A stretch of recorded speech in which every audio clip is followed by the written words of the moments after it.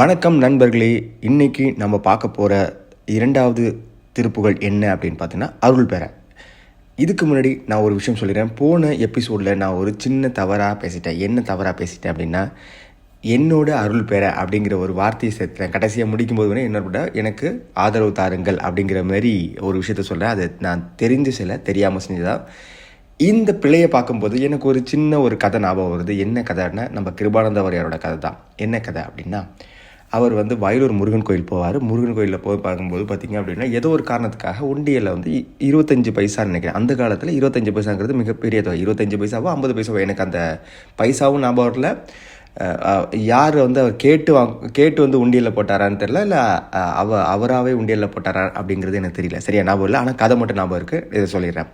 அப்படி அவர் 50 பைசாவோ ஏதோ போடும்போது அந்த கோயிலில், வயலூரோட கோயிலோட தர்மகர்த்தாவோட கனவுல முருகன் என்னோட பக்தர்கிட்ட நீ எப்படி 50 பைசா வாங்கலாம் அப்படிங்கிற மாதிரி ஒரு கனவு வந்ததாக சொன்னார். உடனே அந்த தர்மகர்த்தா அடுத்த நிமிஷமே, அதாவது காலையில் எழுந்திரிச்சோடனே அந்த 50 பைசாவை எடுத்து கொரியரில் முருகன், அதாவது வயலூர் முருகன் இதுமாரி கனவுல எனக்கு சொன்னதாக, இதை என்னோட பக்தன்ட்ட எப்படி வாங்கினதாக சொல்லிட்டு கிருபானந்தவருக்கு திருப்பி அனுப்பிச்சுவார். இந்த கிருபானந்தவரையே நேர்லேயே ஏன் என்னோட பணத்தை 50 பைசாவை நீங்கள் வாங்கலை, நான் போட்ட பணத்தை ஏன் நீங்கள் ஏற்றுக்கல அப்படின்னு சொல்லும்போது முருகன் இப்படி சொன்னதாக சொன்னார்.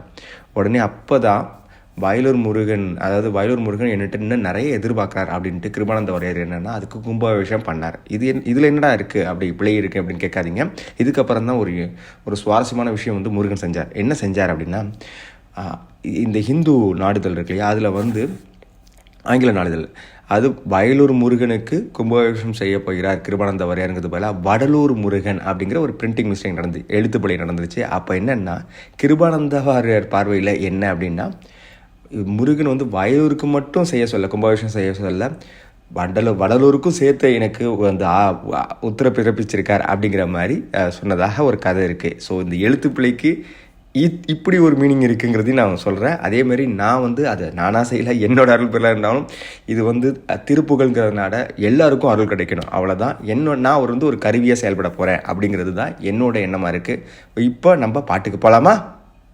உம்பர் தரு தேனுமணி கசிவாகி உன் கடலில் தேனமுத துணர்வூரி இன்பரசத்தே வருகி பழகாளும் என்றனுயிர் காதரவுட் அருள்வாயே தம்பிதன காணவன தன்னைவோனே தந்தை பல தாளருள் கை கணிவோனே இன்பதமக்கான நிலை பொருளோனே ஐந்து கரத்தானே முக பெருமாளே.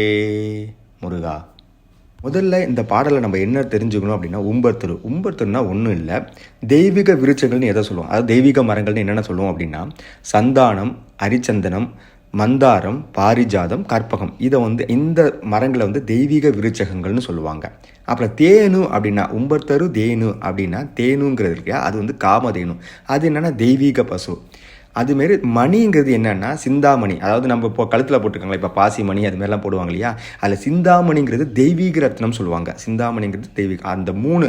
இந்த மூணு தெய்வீகங்கள், தெய்வீக பொருட்கள் நம்ம வச்சுருந்தோம் அப்படின்னா அது நமக்கு கேட்குறதெல்லாம் கொடுக்குமா. ஸோ அதைத்தான் இந்த பாடல்களில் சொல்லுறாரு. பருகின்னா பருக அப்படின்னு சொல்கிறாங்க. இப்போ இது எல்லாத்தையும் ஞாபகம் வச்சுங்க. இப்போ நம்ம பாடலோட ஃபுல் பொருளையும், அதாவது முழு அர்த்தத்தையும் தெரிஞ்சுப்போம். விண்ணவர் உலகில் உள்ள கற்பகமாகிய மரங்கள் காமதேனு, சிந்தாமணி இவைகளைப் போல ஈர்க்கும் எண்ணம் என் உள்ளம் நெகிழ்ந்து, அவரோட உண்ணம் நெகிழ்ந்து, ஒளி வீசும் கடலில் தோன்றிய இனிய அமுதம் போன்ற உணர்வு என் உள்ளத்தே ஊறி அதனால் பிறக்கும். அடுத்தவர்கள் என்ன சொல்றாருன்னா, இன்ப சாற்றினை நான் உண்ணும்படி பலமுறையும் எனது உயிரின் மீது ஆதரவு வைத்து அருள்வாயாக. தம்பியின் பொருட்டு, அதாவது தம்பி மீது உள்ள அக்கறையின் பொருட்டு காட்டில் அணைந்தவனே, தந்தையின் வளஞ்செய்ததால் கையில் அருள பெற்ற பழங்களை உடையவனே, அன்பர்களுக்கு வேண்டிய நிலைத்த பொருளாயுள்ளவனே, 5 கரங்களையும் ஆணை முகத்தையும் கொண்ட பெருமாளே அப்படின்னு இந்த பாட்டில் பொருளை கூறாரு அருணகிரிநாதர். எல்லாருக்கும் இந்த பாட்டோட பொருள் புரிஞ்சிருக்கும் அப்படின்னு நான் நினைக்கிறேன். ஓகே, மறுபடியும் அடுத்த பதிவில் சந்திக்கிறேன். அதுவரை உங்களிடமிருந்து விடைபெறுவது உங்கள் கிருஷ்ணமூர்த்தி. மகிழ்ந்திரு.